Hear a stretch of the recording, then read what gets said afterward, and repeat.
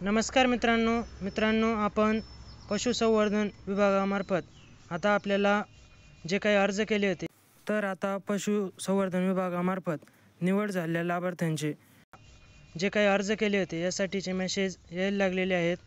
तर या पशुसंवर्धन योजनेमार्फत आपल्याला जर मेसेज आला असेल तर त्यासाठी आपल्याला कोणकोणते कागदपत्रे ही तयार ठेवायचे आहेत हे आज आपण पाहणार आहोत। तर यासाठी आपल्याला या वेबसाईटवरती यायचे आहे।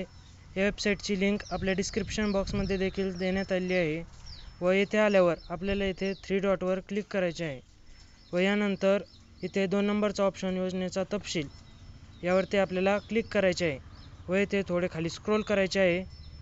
येथे आपल्याला योजनेच्या तपशीलमध्ये विविध प्रकारच्या बाबी दिसत आहे। राज्यस्तरीय दुधाळ गाई म्हशीचे वाटप, राज्यस्तरीय शेळी मेंढी गट वाटप व राज्यस्तरीय पण दिसत आहेत। तर इथे आपल्या योजनेनुसार आपण क्लिक करून घ्यायचे आहे। मी राज्यस्तरीय दुधाळ गाई म्हशीचे वाटप यावरती क्लिक केले आहे। यानंतर आपल्याला संपूर्ण योजनेची माहिती, प्रकल्पाची किंमत किती आहे हे सर्व बाबी आपल्याला इथे दाखवण्यात येतील व इथे सर्वात खाली अर्जासोबत जोडायची कागदपत्रे ही सर्व काही कागदपत्रे आहेत ही आपल्याला इथे पाहायला मिळत आहेत।